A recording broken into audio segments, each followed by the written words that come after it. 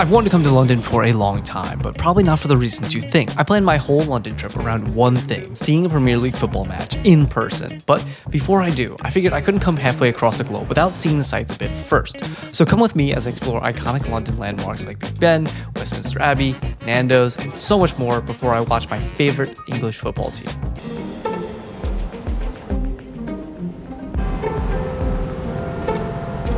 Do I dare? I dare. It's locked. Weak. I'd say not too bad of a location for a coffee.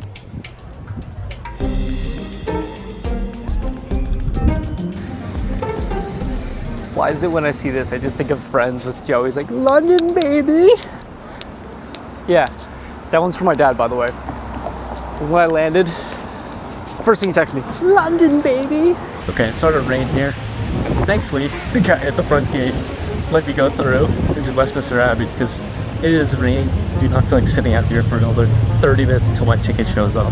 By far, my sleeper pick for this trip was, in fact, Westminster Abbey. I didn't really have many expectations going in, but it clearly blew them away. The architecture is incredible, the guided audio tour was really informative, and the grounds itself are just gorgeous, so highly recommend, and this was definitely something I didn't expect to be one of my favorite parts of this trip. One specific cultural fascination that the British have that I find really interesting, and that is Nando's, or a cheeky Nando's. And I have no clue what it is and why they're so obsessed with it, but I gotta try it. First night here, I gotta figure out what the hype's about.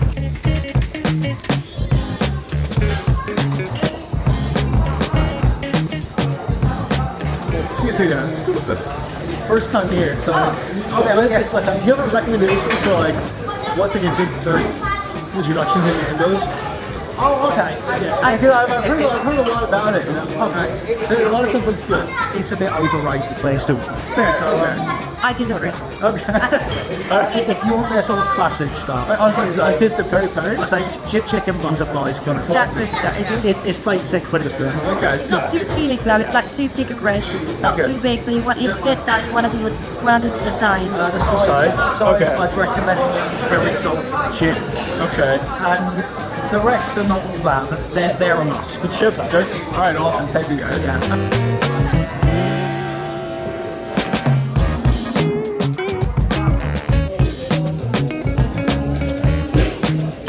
Thank you guys again for the recommendation. No, it's okay. Have a good time.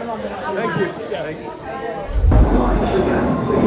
There's nothing that makes me happier than when I can actually navigate another city's subway system, because the inner New Yorker in me just gets very happy and overconfident.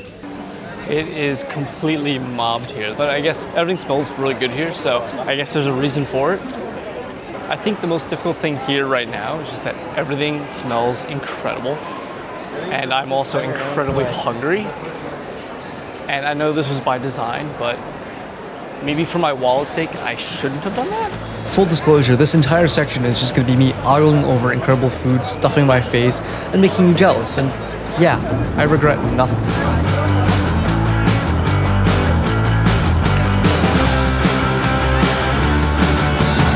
I think potentially the best part of this is that it's just never ending. There's always more to there's always another food stall, another restaurant, another whatever. And it's one's better than the next. All right, I've locked my eyes on some bagels at Challah. And as a New Yorker, I'm very opinionated about my bagels. So I feel like I just gotta give it a shot.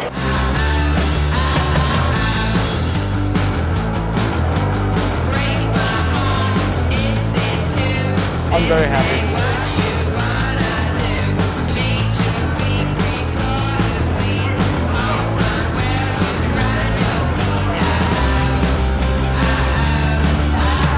If you were expecting me to eat anything healthy or remotely healthy today, you're gonna be sorely mistaken.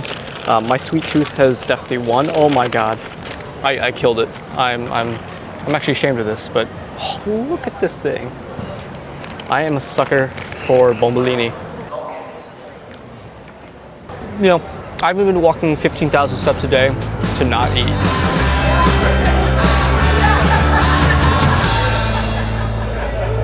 I want to get out of city center a little bit, and one neighborhood that I had heard a lot about was Notting Hill, and it's the kind of place that feels like it was built specifically for Sunday mornings. It's quiet, it's colorful, and just a bit curated, but in a way that works. I wandered past all these pastel houses and antique shops before ending up on Portobello Road, and that's where the energy really flips. It's louder, busier, more chaotic. There's street food, vintage stalls, and people everywhere. It's a neighborhood that has a nice blend of quiet and chaotic, and I felt right at home. Tottenham match. Wow, yeah, it's come down. I am very glad I got inside. Yeah, weather app says no rain, which is an absolute lie. Yeah, and just like that, perfect sunshine. You know, I think it's important when you're in any new city that you should get up high to really take in the full views of the city and really feel the city. So I'm going up in the London Eye.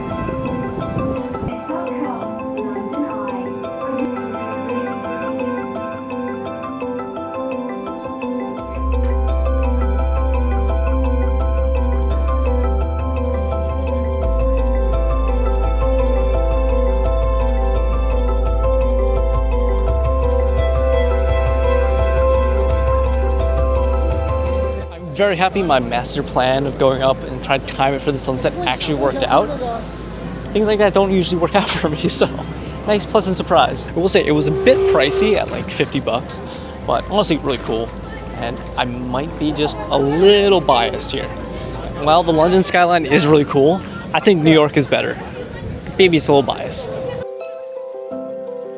With the whirlwind sightseeing tour over and done, it was time to finally do something that I've wanted to do for years. See a Premier League match in person, and specifically a Tottenham Hotspur match, my adopted team. To be honest, once I got off at Seven Sisters Station, man, I had no clue where I was going. I was just following a sea of Spurs fans and, you know, found a good little place to even stop off and get a bite before continuing on to the stadium. I don't know why it's so difficult, but I'm trying to find gate 18 and I'm just looping. Found it. This might be a bold take, but I think Americans can definitely take a note from Premier League stadiums. Like, this stadium was really nice. Like, it had a brewery in here. That's kind of awesome. Madrid? Just one? Oh yeah, just one. Not gonna lie, I don't really know where I'm going. Apparently you can't bring alcohol out to the seats. I have no idea. It wasn't like I was standing around bored though. There was entertainment.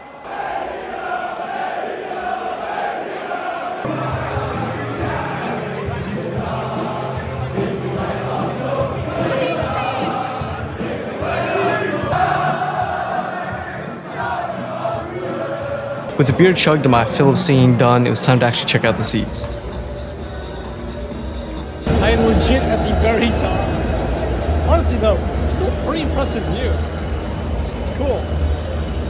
So at this point you might be wondering why Tottenham? Well, it's pretty simple actually. Back in 2018 when the World Cup was rolling on and the US didn't qualify, I wanted a team to root for and I ended up watching England. From there, they had a great run and I got to know and like a lot of their players. Guys like Harry Kane, Dele Alli, and Eric Dyer. All of them playing for Tottenham. So when I decided to jump into the Premier League, the Spurs were the team that I chose. Honestly, being at the game in person, it's different. On TV, you hear the chants, you hear the roar, but in person, it's a whole nother level. You feel it in your chest, the whole place moves with the crowd, and it's just the kind of energy that you can't get through a screen.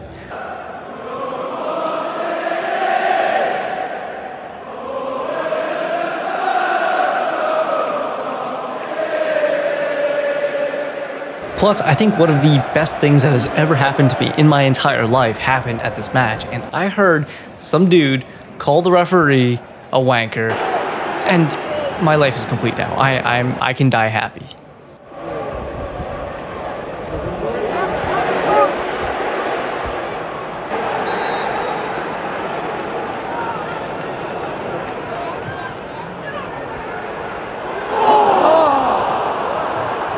That was tough.